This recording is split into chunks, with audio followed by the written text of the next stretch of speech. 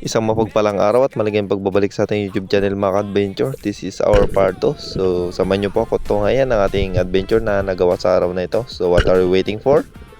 Let's G mga ka-adventure.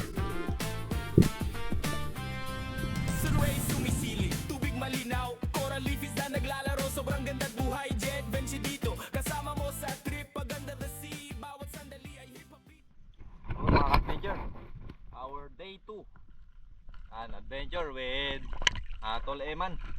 So dito lang kami ngayon sa harap mga ka-adventure. May kanto lang. Subok ngayon. Yan, kanto. Ano na, nag-dive si Tol Eman. Tapos tayo, so safety lang tayo sa kanya today mga ka-adventure. So let's G.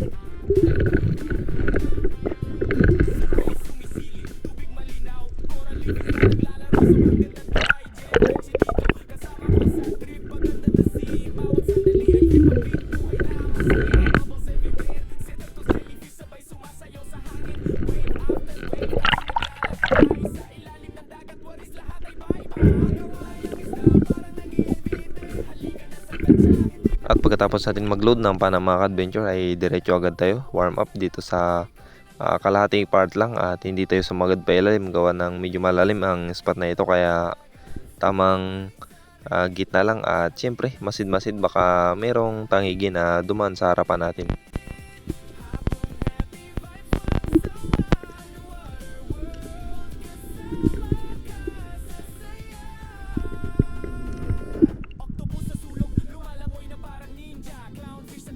At pagkatapos natin mag-warm up mga ka-adventure at nag-safety kay Eman Adventure ay dito nag-drop tayo at unexpected blessing ang sumalubong sa atin dahil first time natin makapana ng ganito kalaking badlon or GT dito sa area na ito. At habang pailalim tayo ay ayun, lumapit sa atin at natanaw natin, kaya nag-fish call tayo at syempre ito lumapit talaga mga ka-adventure at talagang magpakuha. Napaka sarap talaga sa feeling kapag ganito yung nasasalubong mo, mga malalaki. At this is our first fish and unexpected blessing na nahuli natin sa spot na ito. Yun, no?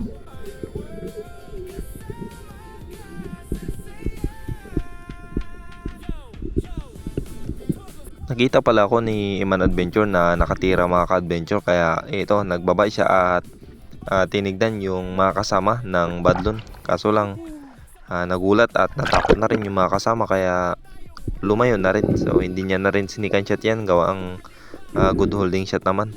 So ito, tinulungan niya lang tayong iangat at para ma-secure agad yung unang huli natin.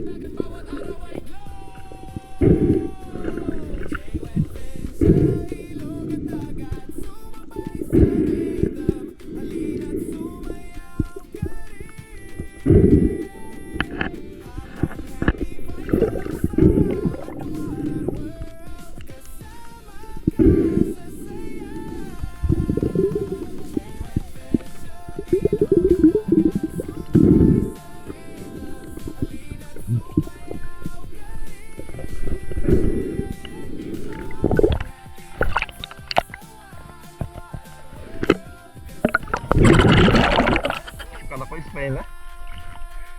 Ganda na dapat. Yun na. Diyan yung nagpagano yung kasama niya.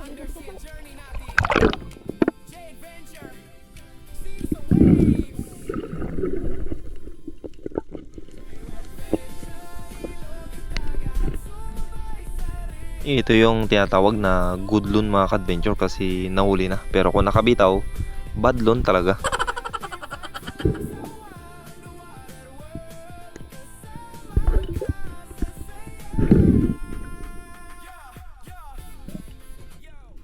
At pagkatapos natin itali yung badlon sa buya natin mga ka-adventure ay nagpahinga lang tayo ng 5 minuto bago tayo nag-totally talaga drop dito sa bahura na ito. At syempre nag-ambush na rin mga ka-adventure.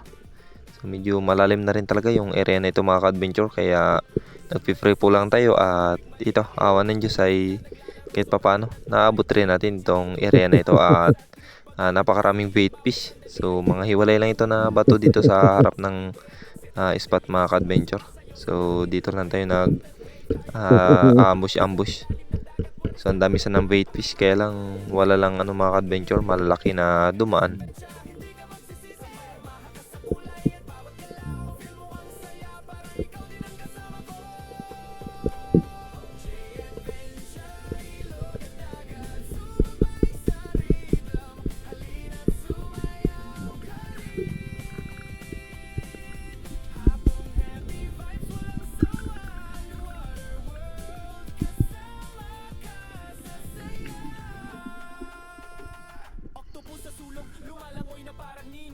At pagkatapos natin magpahinga ulit ng 5 minuto mga ka-adventure ay agad tayo nag-drop na naman at dito habang sinisipat or titignan natin yung paligid ay may natanaw tayo na dalawang target dito sa bandang kaliwang parte. So nakakita tayo ng pusit mga ka-adventure or squid sa English.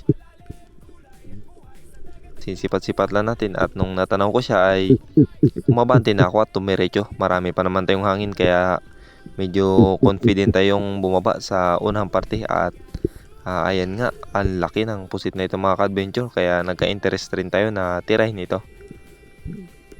So dito talagang tumatiming tayo at nung nadikita natin siya, ayun, sapul mga ka-adventure. So abante na, sirit na yung kasama niya. So ito na po ang ating ikalawang huli sa araw na ito.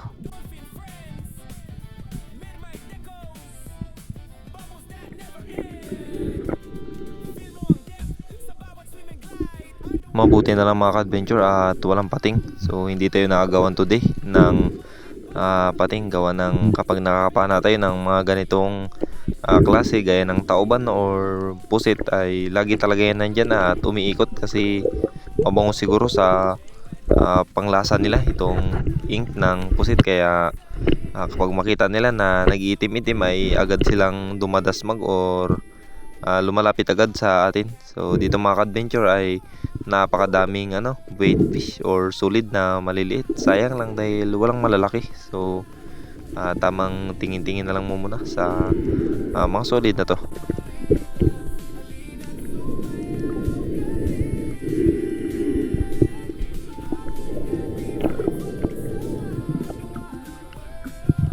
At habang pabalik kami sa bangka mga ka-adventure ay nakahuli na pala itong kabady ko ng grouper. So pagkatapos nun ay lumipat na kami ng spot mga ka-adventure. So dito na kami sa unang parte lang sa harap ng bahay at ito, may nakita tayo na 2 pirasong samaral. So nung binaba natin mga ka-adventure ay ito na, nagmamadali. Pero sapul pa rin mga ka-adventure. Ay yun o. So naglingon pasa na tayo sa gilid at narinig ko rin pala yung kasama ko na nakapana rin, si Man Adventure ng cuttlefish. So sabay kaming humila at bumalik ulit sa bangka para ilagay itong mga kanya-kanya naming napana.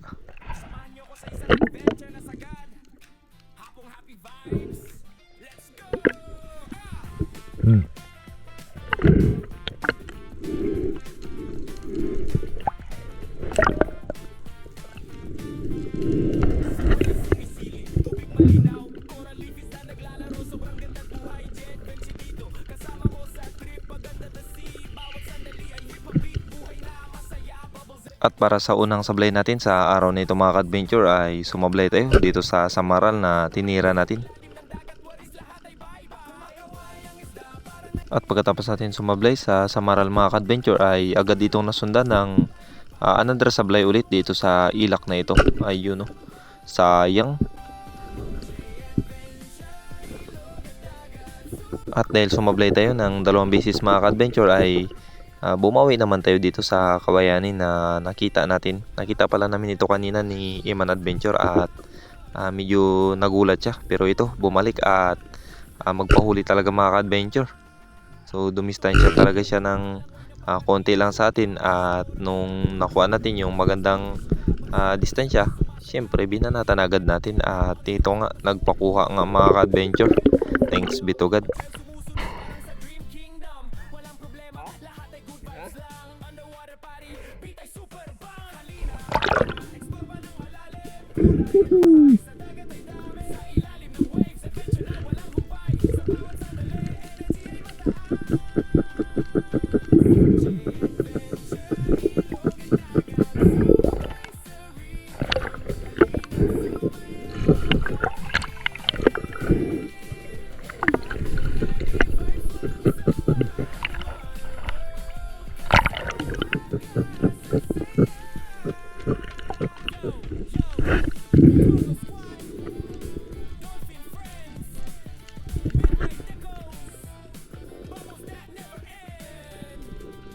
May malalaki sana tayong ilak na nasalubong kanina mga ka-adventure at pumasok dito sa bato na ito na malaki. Kaya nagbawas tayo ng guma at nagbaka sakali na makita natin siya sa loob ng bato. Kaya lang pumasok dun sa kaloob-looban at walang magandang pwesto na pwede natin siya matira. Kaya wala tayong natira for this moment mga ka-adventure. So samahan nyo na lang po akong silipin kung anong pwesto ng bato na ito na malaki.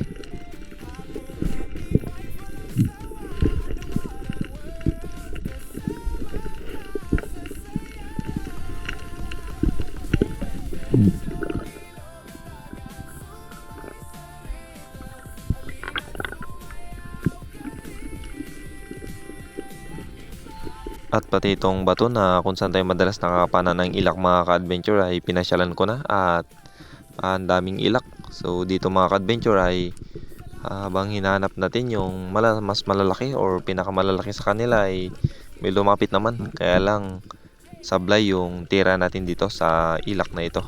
Ito na pong ating ikatlong sablay sa araw na ito. Napakabilis niya talaga mga ka-adventure. Ang hirap talaga kapag ganyang sistema. So after nun ay umangat na rin kami at dito nag-decide muna na kumain.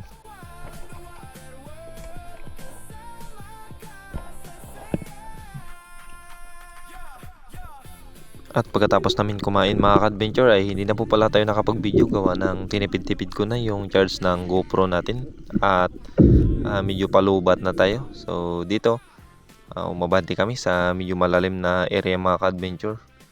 At dito nag-drop tayo gawa ng may nakita na dalawang lapu-lapu si Tol Eman kaya tinry sana natin siyang binaba. So dito naka-touchdown naman tayo at nakapag-antay naman sa dalawang lapu na ito, kaya lang hindi rin natin nakalabitan gawa ng nakagulat. So medyo may agos na rin yung bahura na ito mga ka-adventure or hiwalay na bato. Ayun o. So dito good size na rin ito mga ka-adventure, na sa lampas kalahating kilo, kaya lang merong mas malaki pa pala dito lang sa bandang baba. So nung nag-change target sana tayo, tumalikod na rin silang dalawa. Pambihira naman ako. Sayang. At hindi tayo nakapitas.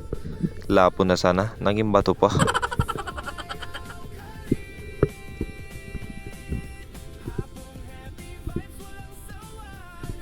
At pagkatapos pala nito mga ka-adventure ay nalobat na rin po yung camera natin at hindi na tayo nakapag-video. So umuwi na rin po kami at ito po lahat yung blessing na nahuli namin sa araw na ito. At diretso deliver na tayo sa hapon na ito. Isa. Tapos mga ilak-ilak ayun. Then ito nakakuha si Tolema ng Barracuda again. Around 4 kilo siguro to. Yan o. Oh, ahay. Ayos. So daming blessing sa araw nito. Salamat sa Diyos. Kawayanon. Brought to you by Kawayanon. Yan.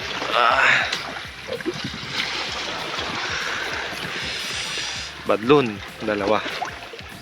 Sweet lips. Laki ng big eye snapper niya no. Toleman. Napana niya. Okay. Ba't mo din naman yan, Tol? Yan. Napapanan ni Ryan Myers. Ryan Myers. May cuttlefish pa. Ito na ko ako panglangga rin ako. Panglangga rin. Sana all.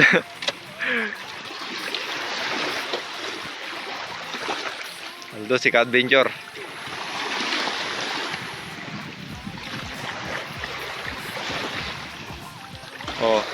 Umabot din pala ng 5 kilo yung nahuli na barakuda ni Tol Eman Adventure. Unexpected na makadagdag pa kami ng barakuda sa araw na ito. So salamat sa Diyos sa panibagong araw, buhay at kalakasan na pinagkaloob niya sa amin, at especially din sa mga blessing at pag-iingat at sa mga huli na nakuha namin sa araw na ito. So, deliver na. Kwarta na. Kwarta na. Kwarta na. Yun, after ng magapong preparation mga ka-adventure, ito na po yung huli namin today. Yan, ngayon lang natin na-charge yung GoPro. So, ito. Bante na kami. Papunta ng Kulion.